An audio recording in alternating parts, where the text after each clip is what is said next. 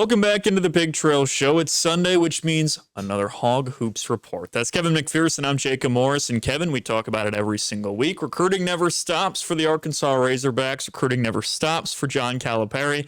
Today, the same. Malik Thomas, a five-star, locked in a visit on that UAB weekend. You talked about maybe a target, somebody else to join Koa Pete there. He's got a partner in crime now. UAB, Arkansas, only home game in September. Arkansas continues on the recruiting trail. There may be more than two partners in crime, five-star, top 10 rated guys that weekend. And I've been talking about that on my various platforms for a while. I'm like, don't be surprised if that's a multiple visit weekend. But I've had to hold back on some stuff because there's always strategery or strategy, however you want to say it, in terms of when things come out. And so, sometimes you're sitting on stuff, waiting to you feel like you're going to explode, especially when you're talking about top 10 rated five stars, multiple coming in on the same weekend. We know Eric Patrick Melsman a couple of years ago, class of 2022, ended up with 3 5-star players. But I don't know that he ever had 3 5-stars on the same weekend in for a visit. And that's, we've already seen 1 5-star commit to Arkansas, Darius Acup Jr. We knew about Koa Pete that September 13th through 15 weekend. Now it's Malik Thomas, the 6'4" guard out of Pittsburgh. He visited UConn back in June. And then he was going to visit Arkansas right after that UConn visit. But he reached out to me and said, hey, I'm going to have to postpone this. So I actually broke that news. A lot of the national guys picked up with that and said, oh, this could be a situation where he visited UConn. He's canceled the Arkansas visit. And it was a big load up on predicting Thomas to UConn. And I even talked about it at the time. I was like, this could be a situation where it is a true postponement. I left the door cracked for that. I said, but sometimes when this happens, it often means they're about to make a decision. Well, it didn't happen. Now he's got visits set up to Arkansas the same weekend as Pete, September 13th through the 15th. They'll attend that Arkansas UAB football game on Saturday. They'll also attend as many practices that the basketball team has as they are able to have during their time on campus. So they'll be able to take part in that, or be courtside to watch that stuff and be in the performance center.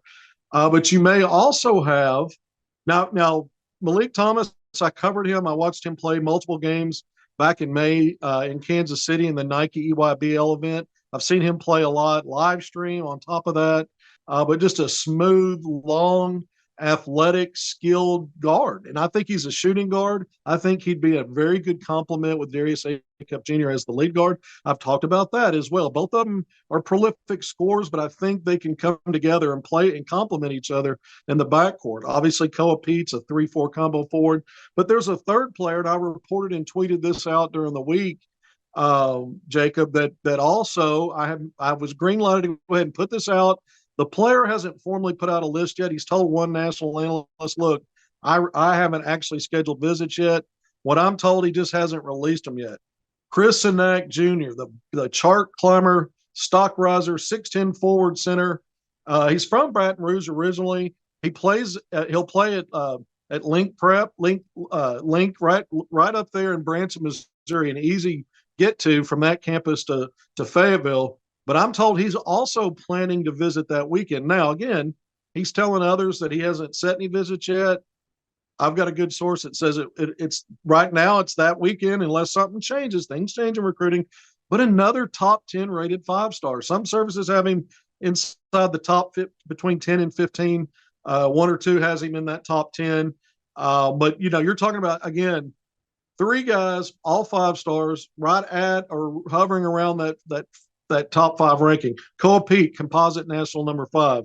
Malik Thomas, composite national number 6. And then Sinak, who I mentioned at least 1 or 2 services, has him around that 5 or 6 slot. So it's a spoil of riches at Arkansas when you look at that visit weekend. Again, things can change.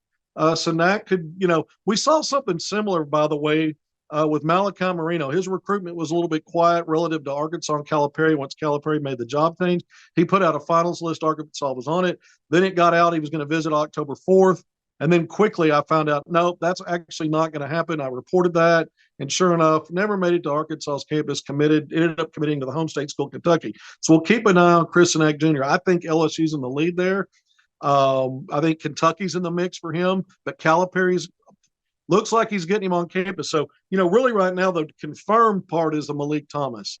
situation along with Koa Pete. So we know those two for certain, and I feel like Senak's planned as part of that. And then an in-state guy, I'm going to go through a couple more names, but an in-state guy, Isaiah Seeley, the 6'7" wing out of Springdale, he visited Ole Miss in early August. He told me he's got a visit scheduled for St. Louis on that same weekend, September 13th through the 15th. But then he followed up with me a day or so ago and said he's not sure if that planned visit is going to actually work out for that date, which could mean potentially, maybe, I don't know. He didn't go so far as to say it. Maybe he's considering being on campus that weekend as well. National top 50-ish rated 4-star, can play the 1, 2, or 3. Calipari's offered him. And let's not forget about, I want to just bring up Caleb Wilson, the 6'9" combo forward out of Atlanta, another top 5 rated 5-star in that 2025 class. I'm also told, and I recently reported this, I reported that Malik Thomas, before this announcement came out today, I reported in the last few days that he's got his visit date set up. It just hadn't gone public yet. Well, it did today. Same with Caleb Wilson. It's set up. I can't say what I'm told it is. It's going to come out at some point. He was on Southern California's campus. Eric Patrick Melsman, EPM, trying to flex on the Hogs and Calipari. I don't see it working out. I think Arkansas for them. I think it works out for Arkansas in the end. At least that's where it is right now. I think Arkansas is in the lead there. And I think we're going to find out. But he's got some other visit dates in September, including that September 13, 15 weekend already covered. He's going to visit Alabama and Kentucky during that month. But keep an eye on Caleb Wilson down the road. Maybe as soon as October, unless something changes on that. But another top 5 rated 5-star. And again, I think Arkansas is the leader there. I think with Malik Thomas, I haven't ruled out UConn. Some have. He's also going to visit Alabama later in the month.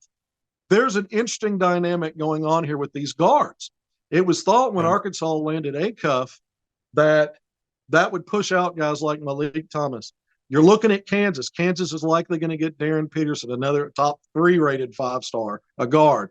Malik Thomas, it was UConn and Arkansas, some other schools in the mix. Alabama was on his final 7 list. He's going to visit there.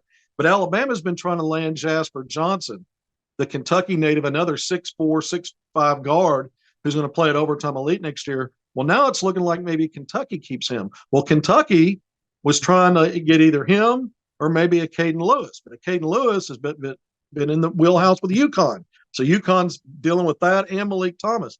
So it's a little bit of a shuffle here. Alabama was also trying to get in on a Caden Lewis. So now maybe Alabama feels like with Jasper Johnson maybe leaning towards and ends up at Kentucky. He may make an announcement, by the way, any day now. It's expected to come soon. Maybe they try to push all their chips into the center of the table on Malik Thomas. So there's been some other names kind of in this rotation of top rated, shooting guards that have similarities. And again, some of these guys maybe are going to try to, be versatile enough to play a combo and a 1. But the best lead guard out of these top 10 rated 5-stars, in my opinion, is Acuff. And Malik Thomas would be a great compliment in that backcourt to him.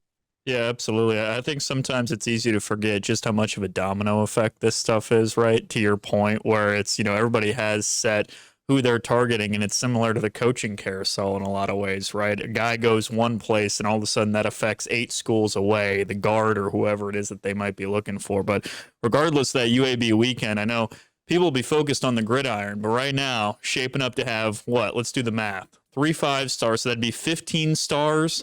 And if they can rope Seeley into that weekend, that'd be 19 stars on the sidelines for that game. There wouldn't be too bad star power there, Calipari's going to have some of these visit weekends where he doesn't leave you enough fingers and toes to count all the stars if you used everything. Unbelievable. If you used all the digits. Yeah, I mean it's unprecedented, but we talked about that when he was hired and how that would be and what it would look like. I said he's the greatest recruiter of all time. He's doing greatest recruiter of all time things in Fayetteville now. There's no other way to sing the praises there. I mean, it's exciting when you cover the sport like we do. It's better than twiddling your thumbs waiting for, hopefully something to fall in your lap. They're aggressive, but they've got the best.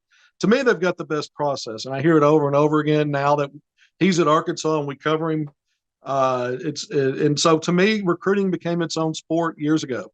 People want to win on the field, but it's amazing to me how many fans are partly satisfied with just winning recruiting wars and being in the top 1, 2, or 3 in the country when the recruiting dust settles. I'm old school. I like to see the result, and then go, yeah, that was a great class. I mean, Arkansas's 2020 class, big results, back-to-back Elite Eights. Yeah. Devo Davis was around for the next year, which was another Sweet 16. Then you had those 3 freshman 5-star one and dones that all contributed to that Sweet 16 run before they got out of there and went to the league. But I think now it's not going to be hit and miss with some really good classes. It's going to be every year. And we're just talking about the high school part. Yeah. We're going to, Calipari's already striking gold in the portal. We saw that this last year, the top portal recruiting class. So you get to have all this fun again in the spring in the recruiting part.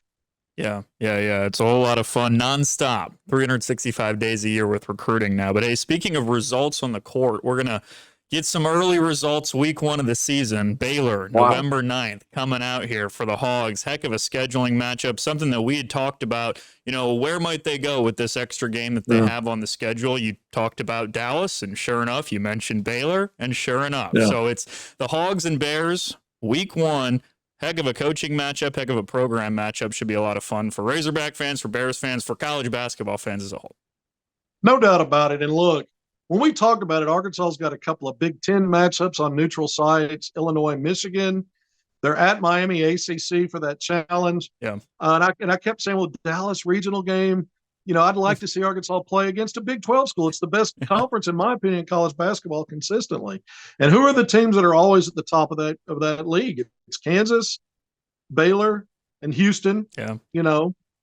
Texas was pretty strong over there consistently, not as consistently as those teams, but now that team's in the SEC and Arkansas gets a double dip. We're going to talk about the league slate in a little bit. Yeah. And then Arizona as a new team. So I was, that top 3 or 4, you would hope Arkansas was going to get one, and it's Baylor. And this will be the 3rd time in the last 5 seasons Arkansas has played Baylor. I know Razorback fans would like to forget that Elite 8 matchup. Yeah.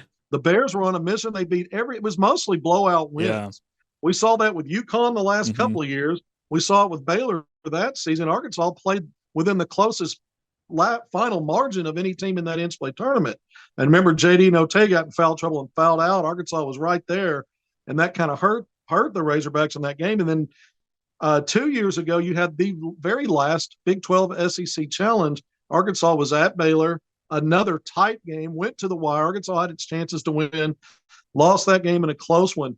But if you look at the last two, now this matchup and that matchup, it means Arkansas will have played Baylor in the state of Texas 2 of the last 3 seasons. I mentioned overall 3 of the last 5. And it's an old Southwest Conference foe. Arkansas is pushing 100 wins all time. Arkansas dominated that series, but when you look outside of league play, once Arkansas went to the SEC, I think they've met 4 or 5 times, and Arkansas only has 1 win, and they've lost 3 in a row. But Arkansas's 4-1 against Baylor all time in Dallas. Most of that were matchups in the old Southwest Conference postseason tournament, and that was typically played in Dallas or often played in Dallas.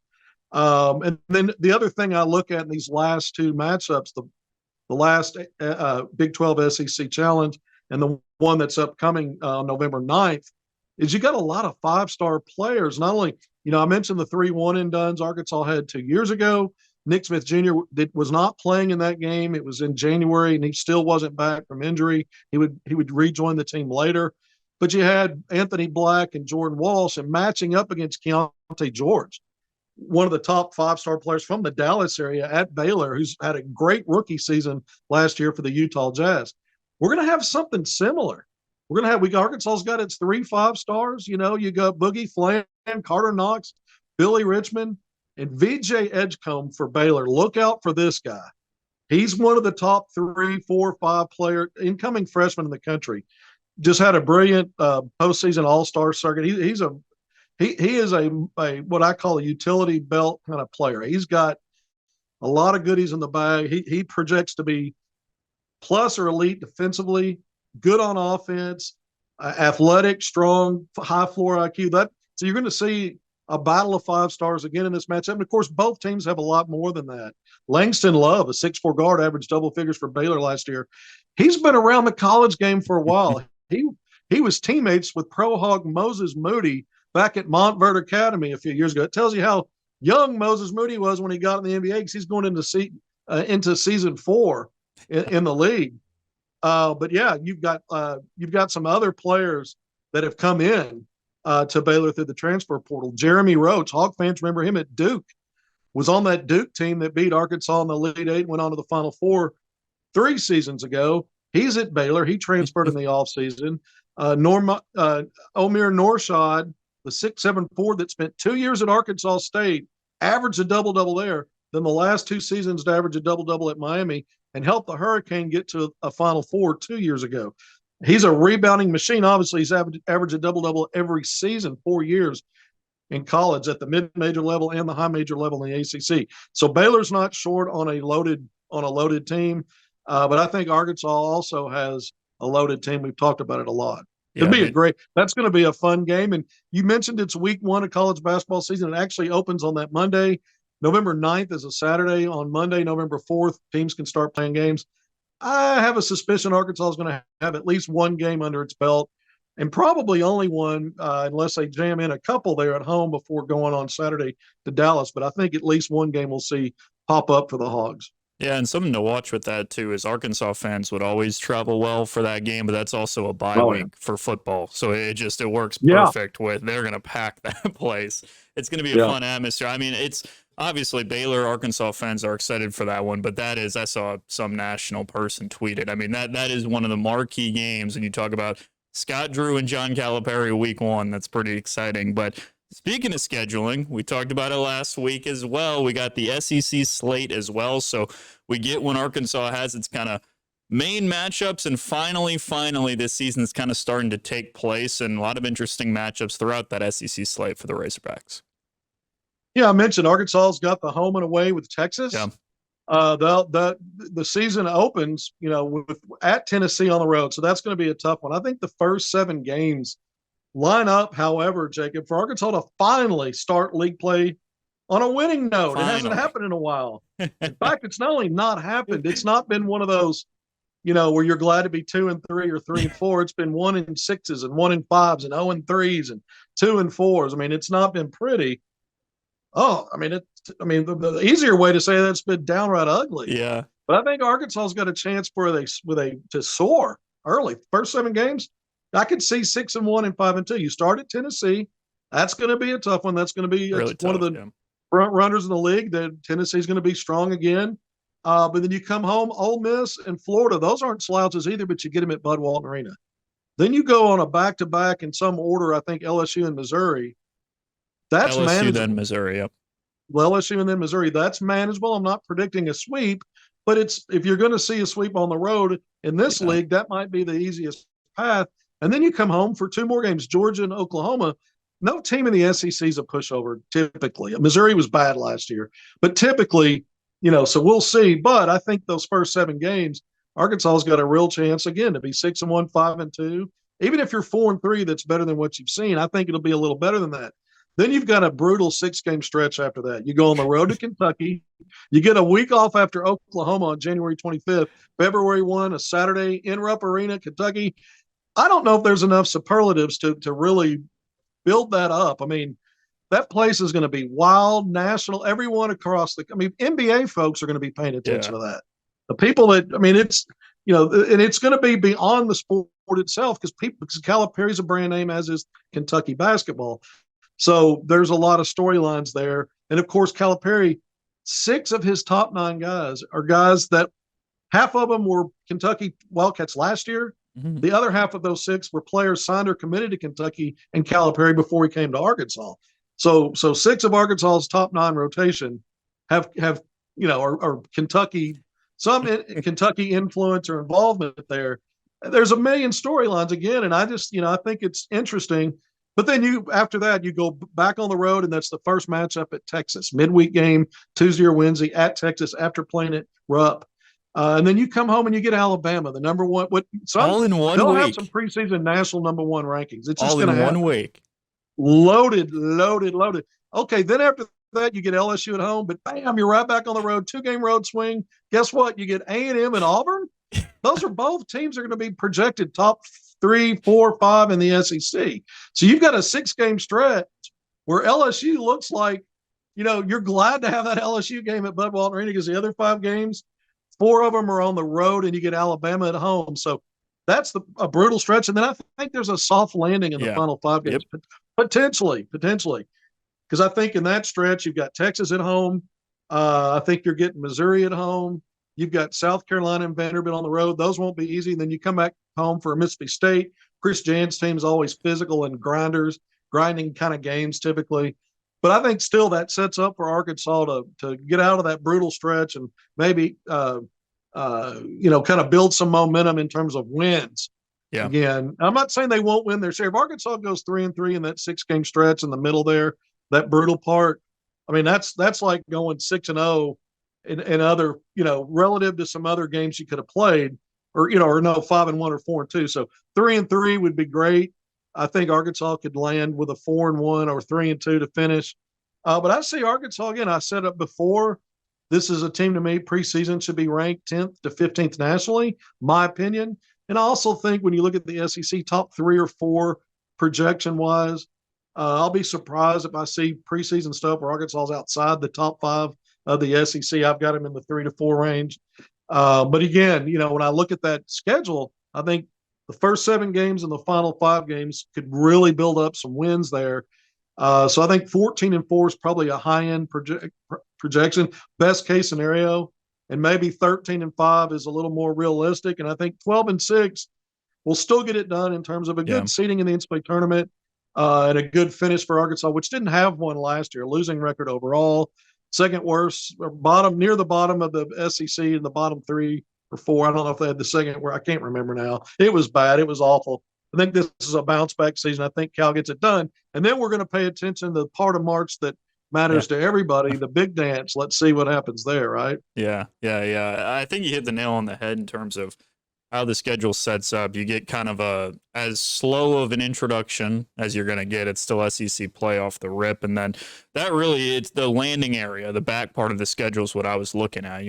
That's where all the cliches come out, right? You want to be playing your best basketball in March, and that is a gauntlet in the middle stretch. I mean, that is, again, to say it, I'm looking at the schedule right now. February 1st to that Auburn game will be played on the 18th or the 19th. So in either a 17 or an 18-day stretch, you've got 5 teams that are going to be ranked, at least to start the season, and could be ranked in the top 10 or higher. Just an unbelievably hard stretch. Yeah. But down the end of the season, hopefully there's a place, right? If you can split those or do even better in the middle stretch, and you kind of ramp up play to the SEC tournament, and then, like you said, the part of March that everybody cares about, and everybody's going to be focused on nationally as far as Cal goes.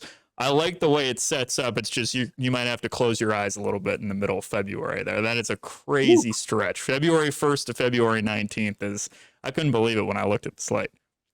Yeah, I mean, you get 9 home games, 9 road games, 18 total.